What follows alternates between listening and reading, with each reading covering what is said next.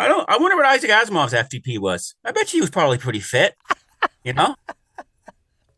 That'd be interesting to know. Okay. Let me Google that for you. Yeah. Let's use the Google robot to find out about Asimov's FTP. What is a phrase I never thought I would hear?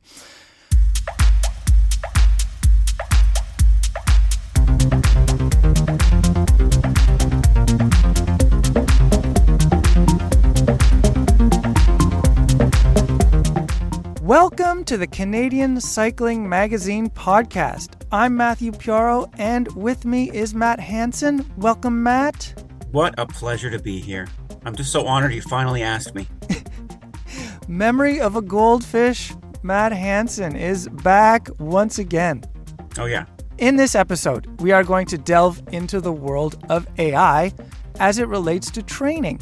I spoke with Armando Mastracci, the founder of Xert, a training platform. You could argue he's been working with AI-like stuff since before the current artificial intelligence boom got going.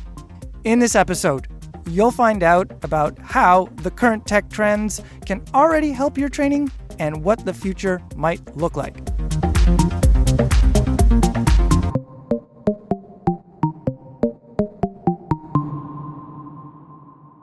But before my conversation with Armando Mastracci, Matt, we are in the midst of the Olympics, the Paris Summer Games. The road races will get underway soon, and we've already seen the mountain bike and time trial events. Matt, have you enjoyed things so far? Man, they were boring. What a bunch of boring races. You know, that Pidcock, snooze fest. And the time trials, come on, a rainy time trial, that's just, no, I could had to turn it off, it's just so boring. Right. The rainy time trial where people were lying their bikes down every once in a while, just putting them on the ground. Yeah, that was great. I actually, obviously, the distance has come down over the years, I think, for parity's sake. But a 34K time trial is a lot more exciting than the 45 or 50K versions that they used to do. I have to say. It's and also you don't have to sit there for an hour and whatever 20 minutes. It's like boom. No, I'm serious. It's exciting. Right. We're back to your time and how long it takes you to how much cycling interferes with your cycling is what we're worried about. The Tour de France day should just be like a 15K time trial every day. Just get it over the way. None of these 200-kilometer alpine things. Just make it 2-up sprints. Save us a lot of time. So you want track cycling? Yeah, basically. Just have a Kieran every day. Just go to the Roubaix velodrome. Done. Probably save a lot of money, too. Well, Matt, as you know, in Paris, we have two people on the ground covering events. There's Nick Iwanishin, who listeners might remember from last year's episode from the Quebec Grand Prix. He's a fine photographer and videographer who's worked with us on many occasions. Also, regular magazine contributor Tara Nolan is there. She's done some great reporting on the time trial events and the mountain bike races, and those mountain bike races are near and dear to her heart. I actually spoke with Tara, so let's hear from Tara for a short update from Paris. Tara Nolan, how are you? I am doing great, thank you. I'm in Paris. Well, I'm outside of Paris, but it's still great. You're just outside of Paris, and you have been covering the Olympics for Canadian Cycling Magazine all the way over there. And so far, you've seen the time trials on the road and the mountain bike races. Let's start with the time trials. It was rainy. What were things like at the finish line as riders came across? It was such a miserable day. I think everyone was just relieved to come through. You still see that effort they're putting in to get to that finish line once it's in their sight. So their faces aren't expressing the rain. They're expressing that, last burst of power to get to the end. But I think after that, they were like, okay, get me out of here, unless they were, waiting in the hot seat. So, it was interesting because they just sort of, do a bit of a semicircle and then kind of head back to a different staging area, I guess. So they don't stick around very long. No, it's not a place for hangs. And I guess the hot seat was more of a soggy seat. It was they had a tent, so that was good. Everyone else was Absolutely soaked. And I think it was interesting because, in the morning, the stoke's high and everyone's like, I don't care, whatever, rain is rain. And I don't mind getting wet. And then by the end of the day, you see people huddled under like plastic bags and ponchos and whatever they can find to keep themselves dry. And I saw one girl go by and she was almost convulsing. She was shivering so hard. So, it was a long day because they had both races. I mean, the mountain biking was split over two. So, it was kind of nice to have, just one afternoon devoted to one race and one afternoon devoted to the next. So it was a long day for the time trial, that's for sure. On the topic of mountain biking, those just wrapped up as we're speaking. We saw the men's and the women's. What was the vibes like at the women's race? Well, I mean, Pauline Ferrand-Prévot, who we know has had the gold here as her main goal since Tokyo, she has been very, sort of open about that and that sort of being her singular focus. I mean, the crowds for her were just, I can still feel it. It was absolutely deafening, and the cheering, and even today for the men's race, with Victor Koretsky, and even when Jordan Sarrou went by, even though he wasn't in the lead or anything, they were very excited to see their French athletes. And what were some of the mishaps at the women's race that struck you? Oh my gosh, there were a lot of flat tires, and I saw, I think even Candice Leal, her back wheel was just completely obliterated. And Haley Batten had the same issue. And yeah, a lot of flat tires. I think a lot of, dash dreams in some of those mechanicals. And I know even Sina Fry had a couple of mechanical issues. So yeah, I think that was one thing that really was remarked upon, I think, for that race, besides the deafening crowds. And on the topic of noises, when Tom Pidcock crossed the line to win his second Olympic gold medal in cross country, I messaged you almost immediately and I said, "Are those boos I'm hearing on the live stream?" Yeah, and I think I said, "Yep." Yes, exactly. That is exactly what you were hearing, and it happened more than once. I think it happened as he got on the podium as well. But it was hard to hear too because it was sort of mixed in with the cheering because everyone was still sort of on this high, even though, he got silver, but we were still very excited, for Victor Koretsky. So it was kind of hard to hear with the crowds, but you could hear these sort of boos peppered in, which I think is a little bit unfortunate. Yeah, I guess that goes to the pass Tom Pidcock made, and it was a close pass. I believe Victor Koretsky had to unclip at one point there. He did, but it's interesting because I've actually watched it back a couple of times and paused it, and because when you're watching it in the moment, it's on the television, but there's also no commentary in there as well, and it's kind of hard to see because the sun was blaring, so it was a bit washed out. But when I got home and watched it again, I don't know, it's like it almost seemed like Victor was the one that ran into Pidcock a little bit because Pidcock took that straight line and Victor kind of took a different line and came around. And I don't think he saw him. I think he was legitimately surprised that he was there. But it did cause him to clip out and have to get back in his pedal. It was an exciting finale, though. And oh my gosh, yeah, it was a really good race. It was, I think, both days. I mean, it was a bit different in the sense that Pauline, kind of took the attack early and dominated. And then this one, it was kind of this little back and forth, and it made it really interesting. For sure. And now you have a bit of a breather before the men's and women's road races, but you're still busy. You're still busy there in Paris, chasing down some stories, which I appreciate, and so do the readers of Canadian Cycling Magazine. So, Tara, thank you so much, and we look forward to seeing more from you. That's great. Thank you so much for having me on. That was Tara Nolan, a regular writer for Canadian Cycling Magazine. Listeners, look forward to her stories on the men's and women's road races, as well as all the action on the track. So, Matt, you like getting faster, don't you? I mean, it's better than getting slower. And how do you feel about robots making you faster?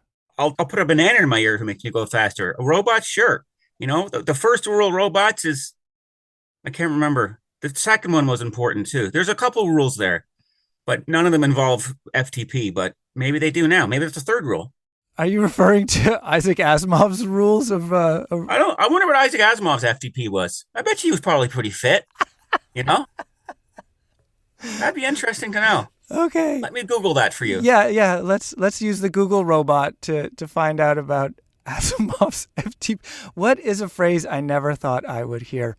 I know. Never the twain shall meet, but they just did. They just did. Well, AI is all the rage right now. I feel like we've been tripping over AI stories, whether it is the business end of it, the implications for journalists like you and me. AI is everywhere. It's also in various aspects of cycling. Sometimes it seems little more than a gimmick at the moment, but someone who's legitimately been doing innovative work with training, data, and technology is Armando Mastracci. He's a passionate cyclist and engineer in Toronto. He's behind the training platform called Xert. As I mentioned earlier, his creation has had AI-like qualities since its inception. So, with so much talk about AI this and AI that, I thought I would chat with Armando to find out what this new technology can and can't do for riders like us. That's me, you, Matt, and listeners out there. I just want to know, am I going to be going faster? Because I'll listen to it this time. I'm just wondering. I just listen to me usually and I fast forward.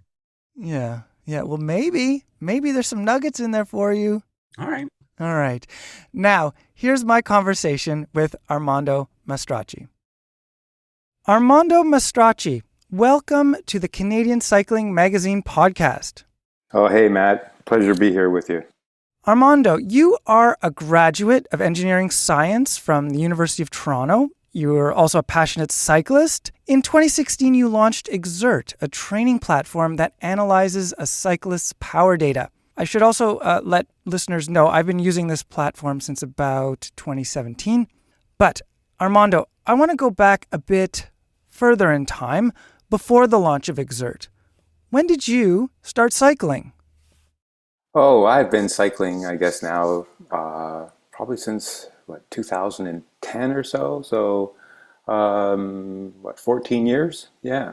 It's been a really important part of my life ever since I started. It was like once I started, I got really involved in it. So, 14 years or so.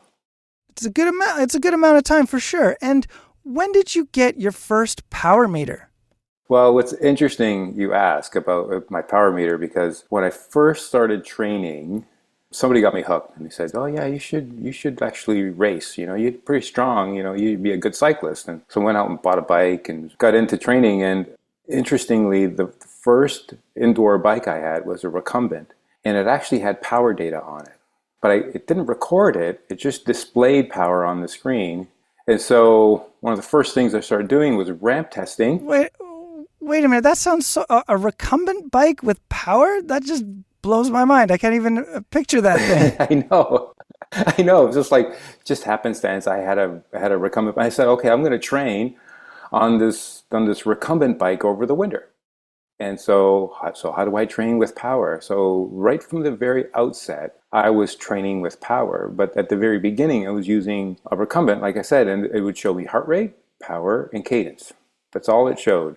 Because it was so simple and I had to write down all the data, I ended up collecting a bunch of data into spreadsheets, and one thing led to another, and I ended up developing some algorithms and some models early in the process. So I went, this data looks really interesting, and if I hold my cadence steady, what happens? If I hold power steady, what happens? And so I was doing all this kind of self-experimentation at the time, and I came up with some interesting models. So that was right from the outset. So if you think about Xert kind of was born back in 2011, 2012, and then it took 3 or 4 years before I really recognized what I had found in the data, and then launched Xert. It's a little bit of a history of how this all came about.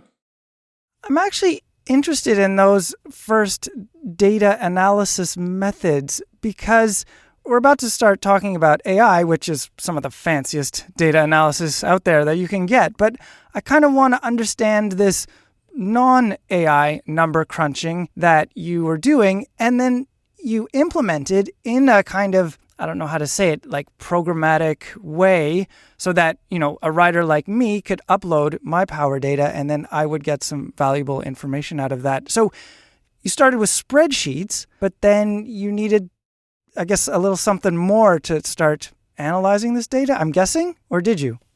So the way this kind of evolved was I had developed some mathematical models.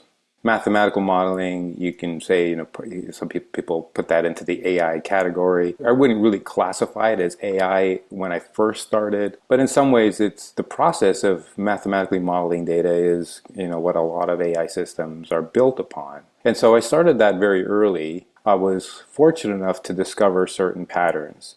And these patterns would be well reflected in the data. And I saw that there would be an opportunity to be able to analyze this data for athletes. And so I asked the question to myself, could I write some software that would automatically analyze the data without any human intervention?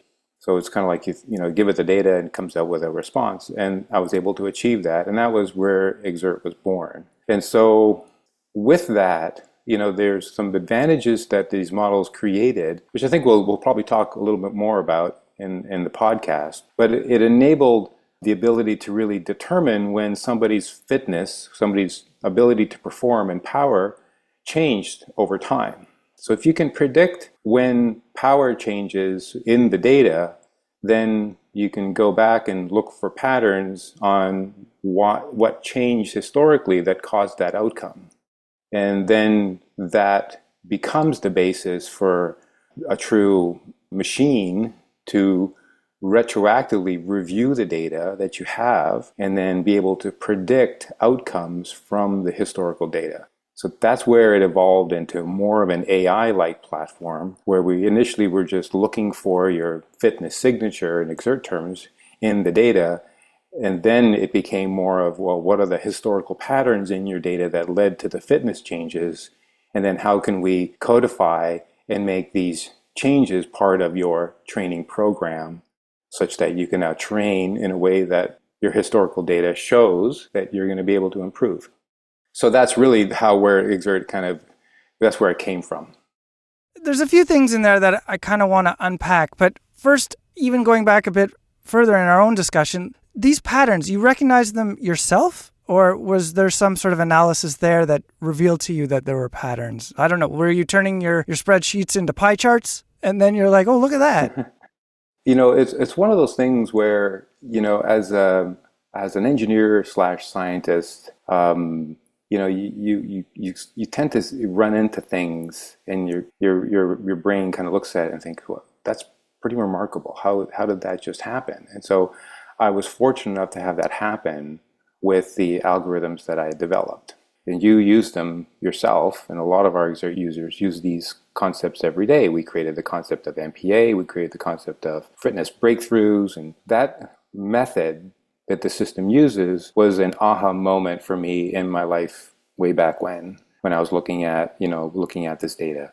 And that was really what led to Xert. And that was a discovery of a formula or set of formulas that would work to expose what someone's capacity to perform their fitness signature, 3 variables, would be from plain riding data. And so when I was analyzing data at the time, with spreadsheets, writing some software, when I came up with these new formulas, I described the moment as like, somebody lit the Christmas tree. Everything just sort of aligned up. So if you're into like a machine learning, or if you're using that analogy, it would be coming up with a machine that was able to predict an outcome to very high precision.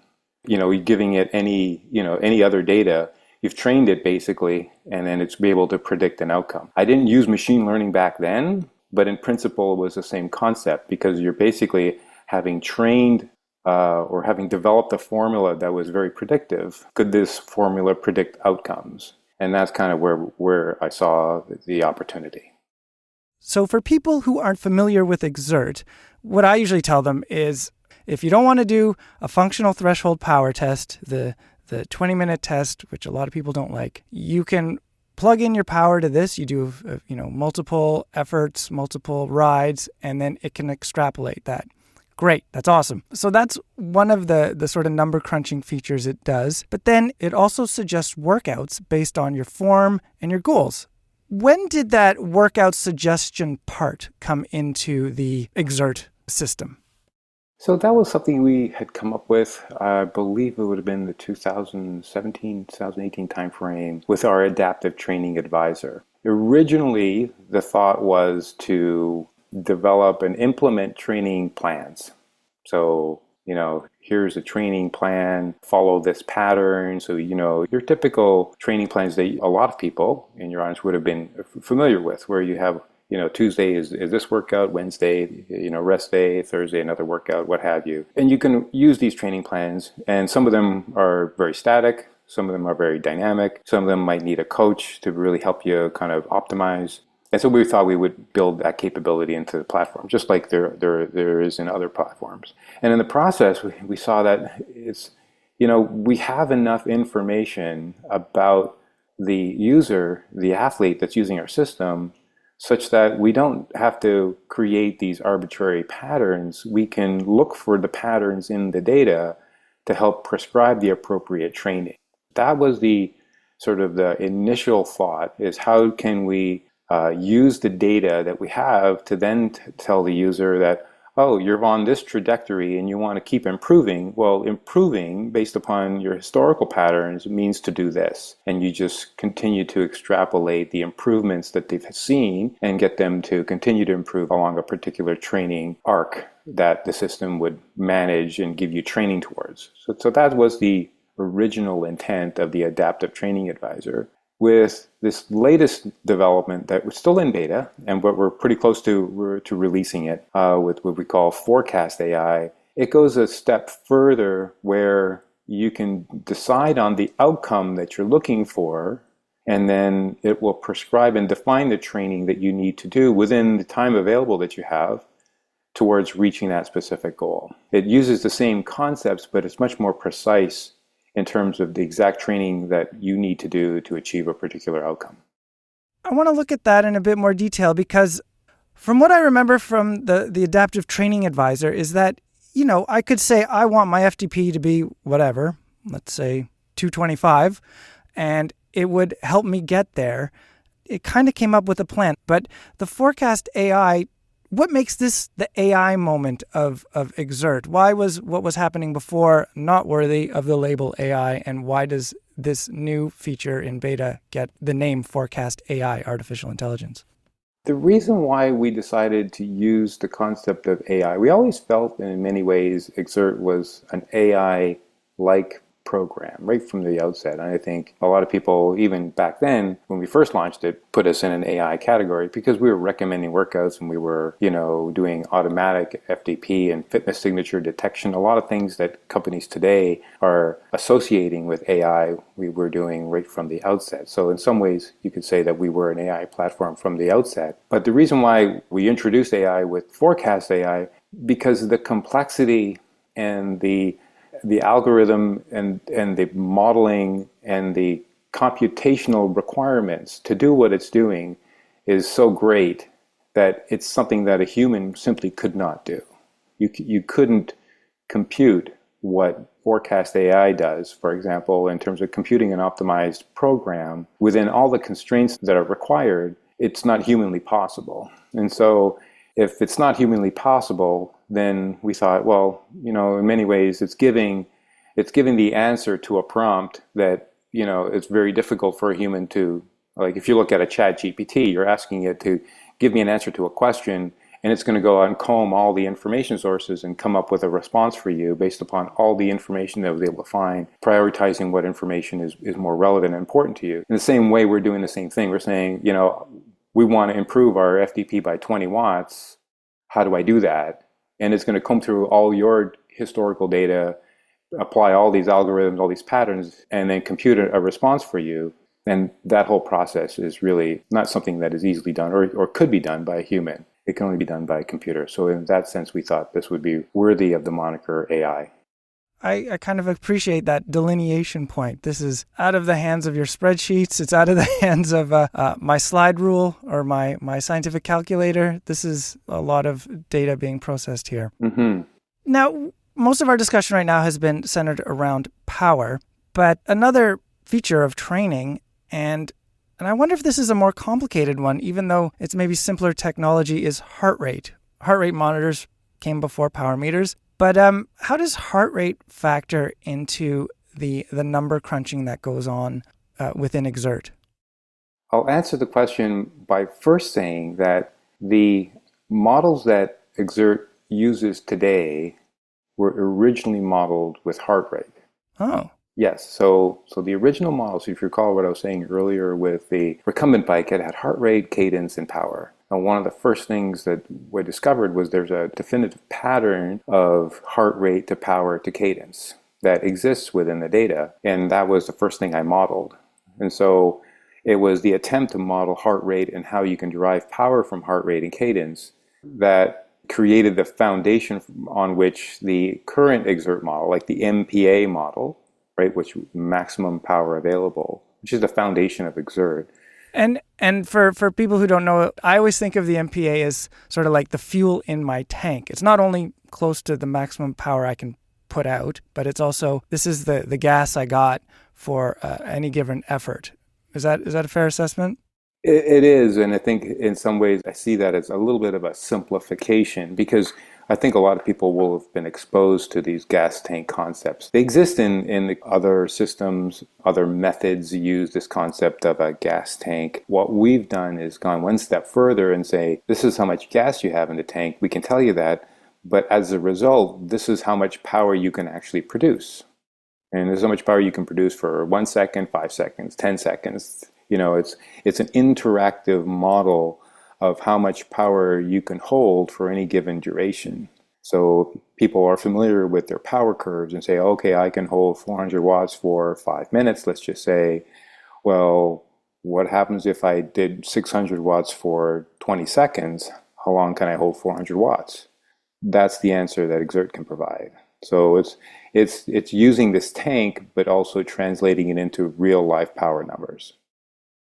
And sorry, I interrupted the discussion about heart rate and how that was the starting point for Xert, but then you drifted from heart to power. Yes. So, and that's pretty much what happened with the system as well, because what we did was originally modeled it with heart rate. We developed the MPA, maximum power available formulation with heart rate, cadence, and power. But then when we introduced Xert, we pulled out the heart rate piece because we didn't really need it. We knew we had a method of establishing fatigue and how much power you could produce without needing heart rate. It just was a power-only algorithm at the time, and still is. So although heart rate was foundational in terms of the development of Xert, the current system only uses heart rate in places where you may not have power, and so we call it heart rate derived metrics. So we can derive kind of strain values and things like that from your heart rate data without the presence of power, but fundamentally the system is built upon power. Just to stay with heart rate a bit more, since Xert arrived, there have been devices that have come up that are monitoring heart rate variability. There's a lot of coaching and training that centers around that. And some coaches I know are firm believers, especially at, say, zone 2 level workouts, at looking more at heart rate than at power. Sometimes if you maintain a steady lower power, your heart rate, especially if you're not super fit, will drift upwards. So it's more important, some argue, that you keep the heart rate steady. That's more the goal at that point. So I'm just wondering if heart rate maybe will make a return into Xert, or is it still a consideration? Is it something maybe the AI can bring into the mix a bit easier? Or will heart rate forever remain as a secondary thing in Xert? The biggest challenge that there exists with heart rate mostly is just the poor data quality that exists within the sensors that are used to capture heart rate. So, one of the reasons why we haven't gone further into heart rate and implemented some of our existing heart rate models is that we would be battling with poor data more than we would be, really deriving meaningful value for customers. And so that's the biggest problem with using heart rate data. It's just the quality of the data is just really not there. I'm still waiting for the moment where when we have sub-second EKG-like data for heart rate, rather than seeing changes in heart rate every second or a couple times a second, if your heart's beating at 120, that we can detect sooner what patterns are happening, what's happening with the heart rate much sooner with greater frequency than that, maybe twice a second. So I think there's a lot of limitations in terms of what the heart rate information, how much it carries. And that's one of the challenges with heart rate. Just in terms of things like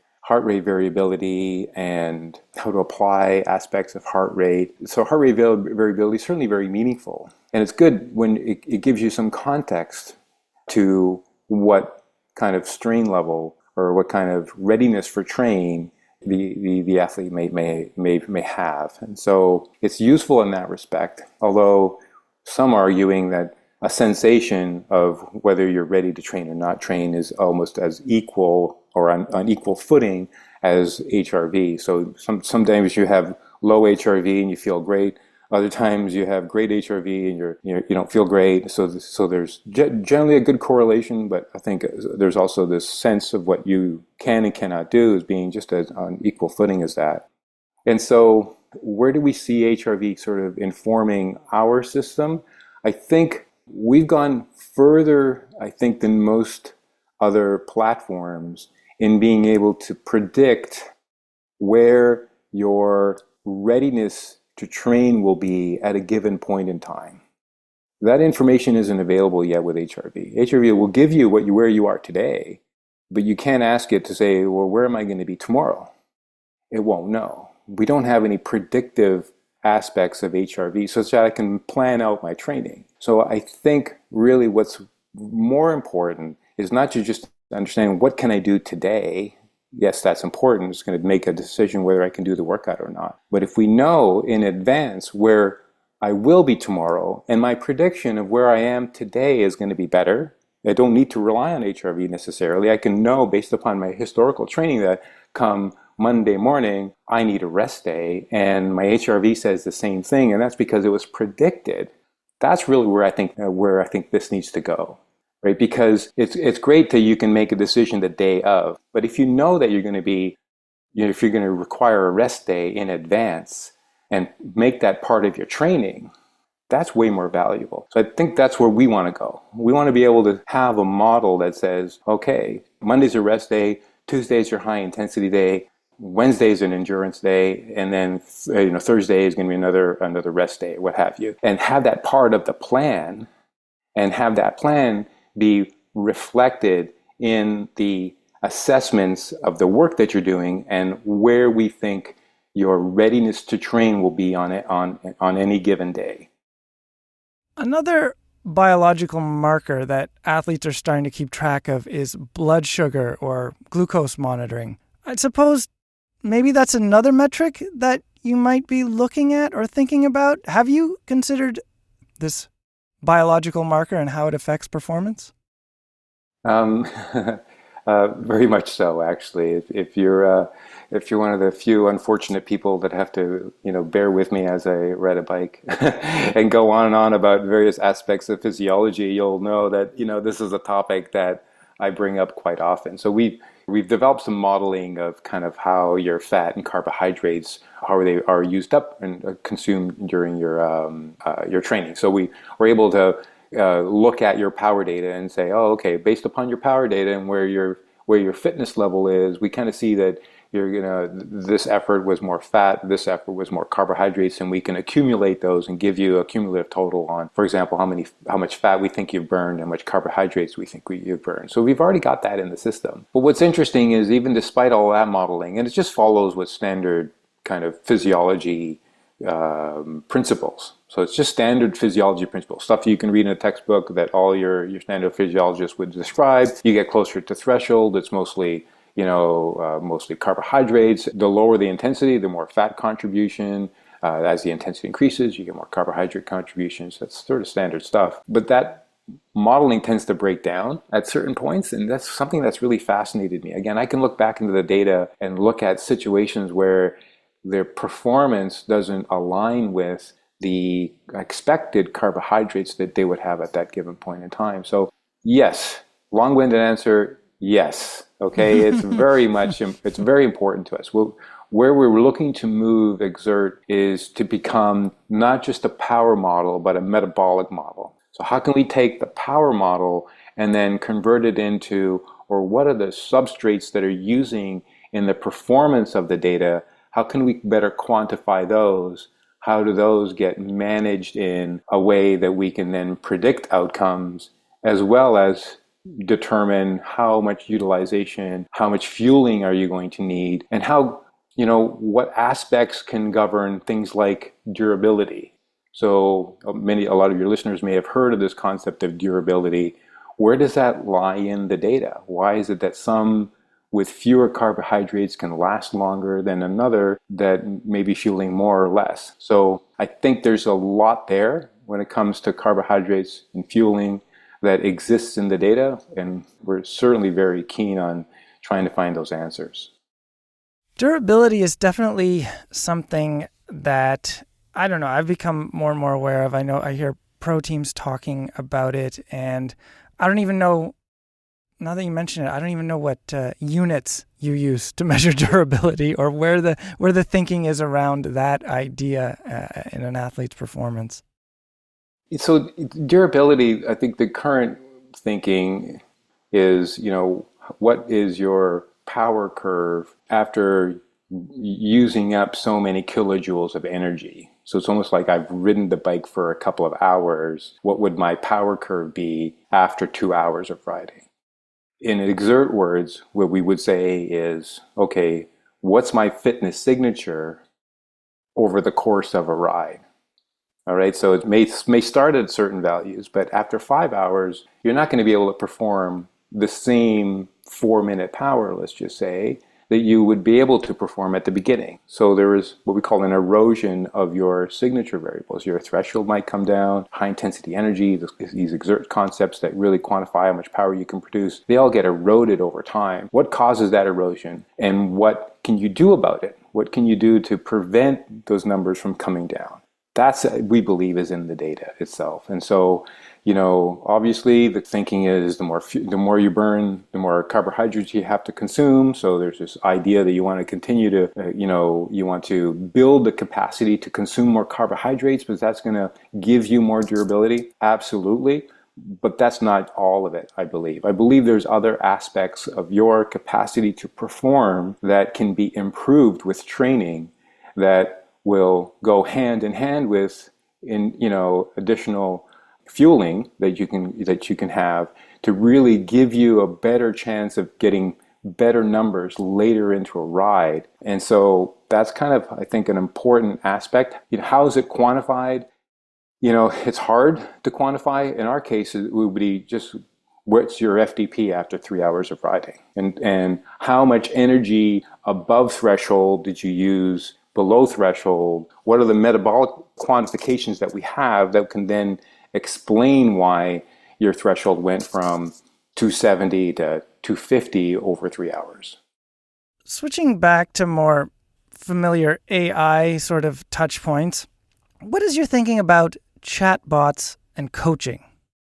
Well, certainly AI has a number of different applications in the endurance training space. So you can certainly see AI helping athletes in terms of how they should train, what they should train, how to achieve a particular training goal or training outcome, training towards an event. What is the training needed? In terms of chatbots, that's where I believe the AI moves further into the domain of coaching than of prescribing the training. So coaches today both have a relationship with their athletes, as well as helping them understand what training they need to perform to be able to achieve whatever result they're looking for. So coaches have a lot of responsibility and a lot of kind of influence on kind of how their athletes are going to achieve a result and the encouragement that's needed and the background that's needed so that the athletes understand why they're doing a particular, some training, for example. If you want to replace that advice with some chatbot, then I think you're going to rely on, the athletes are going to have to rely on some piece of information that's coming from a chatbot in the same way that it's going to come from a coach. But they may not necessarily have the same relationship and the same belief that that chatbot understands them in the same way that a coach does. So you could certainly ask a chatbot to give you, assess where I am in my training and give me some advice, and it'll come back and give you some particular advice.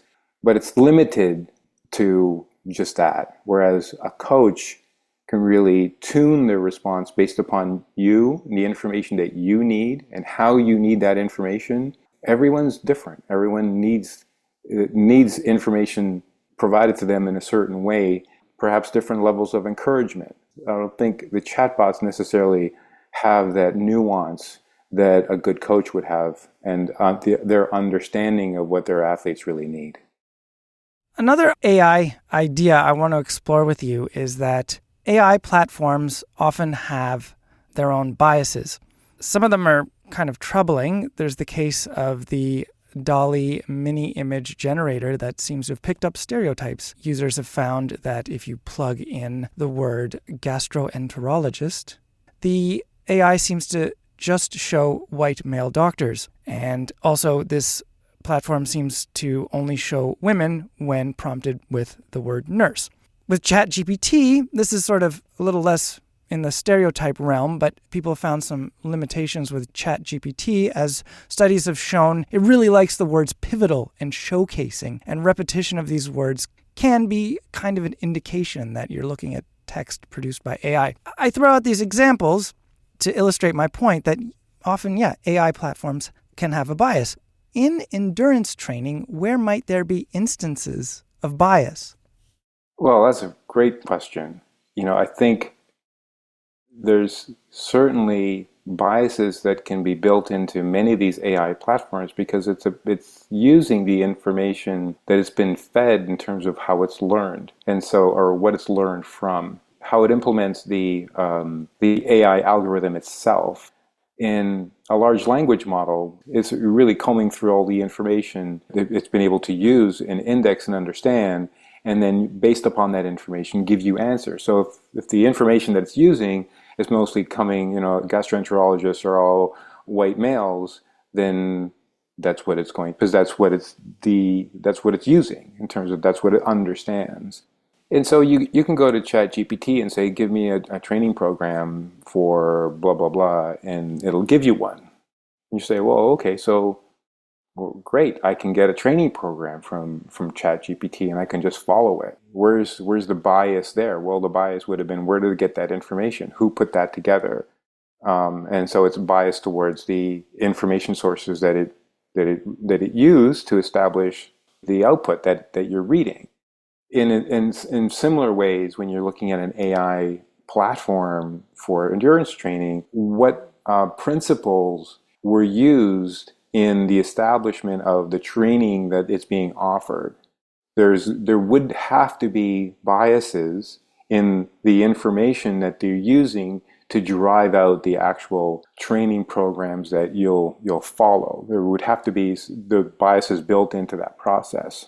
So there's inherent bias just in the sense of, where did these training programs come from and what were the original sources? How were those original sources derived? So there would have to be some kind of linkage between them. So that's how the current AI programs work. There's a codification of the existing kind of physiological principles for exercise, and then they apply them in a training plan model. And it's something that it's just codified. So you simply ask your requester for a training program and you'll get one. What we've done differently, I think, at Xert is that we don't really try and codify existing physiological principles.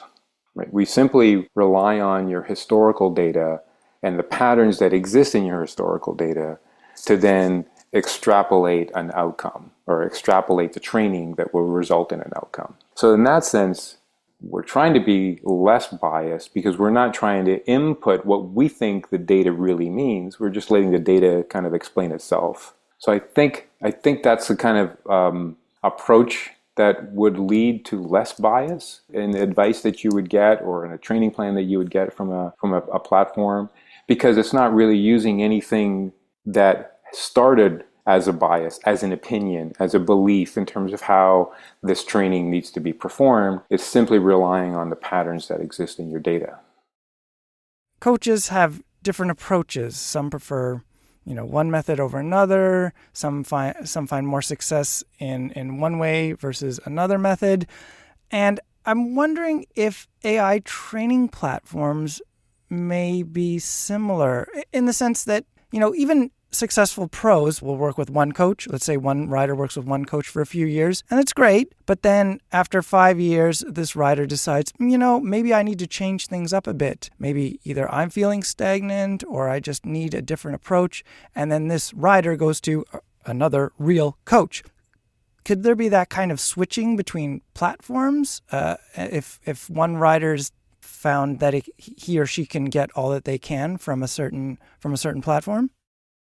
I believe that's likely to be true in the current environment, and that's because the systems will follow a certain set pattern. And maybe that set pattern may or may not be in line with what is best for you. So you may go to a certain platform and say, okay, it does X, Y, Z, and this is what it does, but it's not really what's optimal for me. I prefer a polarized plan versus a pyramidal plan, what have you. Again, they're throwing out some more advanced concepts, but your audience may be familiar with those. And then it's periodized in a certain way, or it should be more periodized for me, or what have you. So there's lots of ways that you can critique a particular plan and say, okay, I can find a better one elsewhere. So I certainly see that as being possible, especially since the kind of understanding of what needs to be done to achieve a particular outcome is still very opaque. In the world of training, you do a training program, you don't really necessarily, at least today, if you're not using Xert, there is no prediction of an outcome. They're not saying, okay, if you do this training, you're starting at 250, and you do this training, your threshold is going to be 270 at this point in time. Most coaches can't give you that. They don't know. They know that this kind of training works best for their athletes. And I think the same applies to systems. Like, they can give you the training. They can't really predict where you're going to be. They just know that these principles are applied, and this is what general coaching principles suggest would be the best training for you. And you follow along and expect to achieve a good result. So what we do is we go one step, well, more than one step further. We start to predict the outcome. So we're saying that if you do X, Y, and Z training, you go from here to there. And so, that's where, could that be improved? Well, we may say, if I do something a little bit different, I can get from 250 to 275. I can go a little bit better. And maybe that's also something that we would have in our data. Maybe it's just an improvement in our modeling. We say, okay, if we improve that modeling, we can then understand that there's better or higher performance outcome that we might be able to achieve with some athletes. I think, I'm not sure if that fully answers your question, but there's certainly a lot of opaqueness today, and as a result, there's a propensity to kind of try one thing and try something else and see what works for you until you find something that really is best for you, versus really understanding what's worked for you in the past and then using that information to determine what's optimal for you at this stage in your training. One other facet of AI development that I want to explore here is the role of source data, or the data that trains the AI. We've seen tensions between different parties. I'm thinking of the New York Times suing OpenAI and Microsoft because those tech companies use copywritten work from the Times to train their AI platforms. There's also record labels who are suing AI music generators such as Suno and Udio for copyright infringement. Could there be similar trouble in the athletic space with athletes' data, training, an AI system for training? Again, it's another fantastic question, and it's a hard one for me to answer because it's probably more of a philosophical question and answer than it is kind of specific to even, endurance training, right? Because it applies to who has ownership over the information and the value in the information, how can that be repurposed for other, in other applications in AI, as an example. So in some ways, I would say from my perspective that sharing information helps everyone. So if everyone shares their information, then everyone can benefit and everyone learns more. Everyone can go into ChatGPT and learn about a topic that, would be more difficult to learn about if they didn't have it. So if a lot of that information is restricted to those, that can afford it, let's just say, and there's fees associated with it, then all of a sudden you get those people with money who will have access to that information and learn more than those maybe that don't have it. So there's some sort of social benefits that could be argued. I'm not taking a position either side, but there are benefits to sharing information that are then could be made valuable to everyone. So in the context of endurance training, if we have a corpus of data that we can analyze that says, oh, okay, for these athletes that overtrained, we see these patterns. For these athletes that really achieve great results, we see these patterns. We're going to use those in prescribing our training, and we're going to restrict the ability to do that because some of that information is closely held by various individuals. Then how do we do that? How do we learn from all this information? How do we share all that information so that everyone benefits? I believe there's an argument to say that if everyone shares, everyone benefits. So, and I think the professional teams are sort of moving in that direction. If I understand, if I'm not directly familiar with that, but I believe that's happening. Or if they're all sharing the information, they can all benefit from it. So there's that aspect. But then, of course, if you uniquely have an advantage in your data that you understand and you want to use that so that you can monetize it, use it to win races compared to others, or against others who may not have that knowledge, I can certainly understand that perspective as well. That information you may not want to share. So, yeah, I don't think I have an easy answer to that question. This one may not have an easy answer either. Should human coaches be worried about these developments in AI?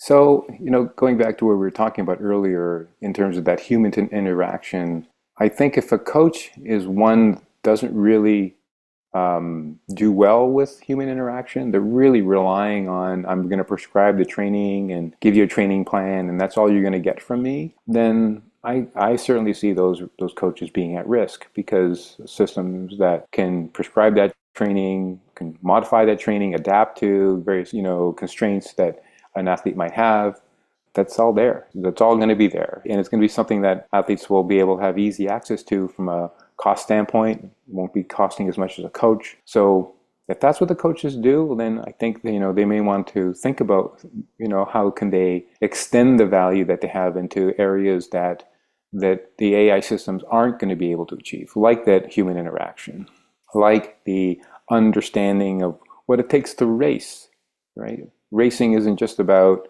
who has the highest fitness. There's race tactics, there's race preparations.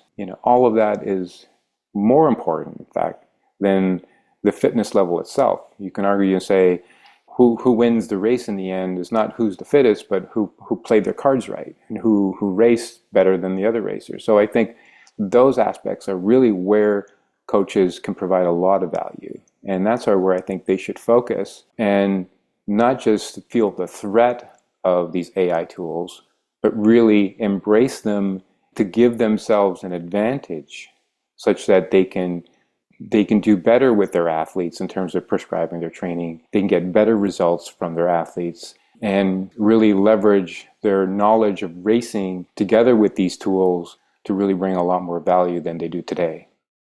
Finally, Armando, what excites you about the future of AI and training? I think there's just so much potential for how the data that we are collecting, the data that we can collect, can help us understand what really drives human success in athletic endeavors. So, it's always been a very unknown quantity. It's been a mystery in terms of why one athlete was able to perform better than another in many ways. So I think that mystery has created a lot of interest in sport in some ways, in the unknowns. But I also believe that that information can also be very enlightening in terms of understanding and bringing greater performance levels and greater understanding of human performance and kind of how can that be potentially optimized and in just achieving even better and better results, achieving better results without impeding the health of the individual. So I think there's different dimensions that can be brought into play here, not just about performance, but about human health, about overall human health. What can we learn about athletes that we really should be using to help everyone become fitter and live healthier? So all of that information is there. We have access to so much information. It's just a matter of applying the right methods and the right tools, and adding, creating new sensors and incorporating those into these new models. I think we can really bring a lot of value to both competitive athletes and just the general population as a whole. Well, Armando, this discussion has been super fascinating. I really appreciate it. Thank you for your time and for taking us on this deep dive into AI and training. Yeah, it's been a lot of fun, Matt. Thank you so much.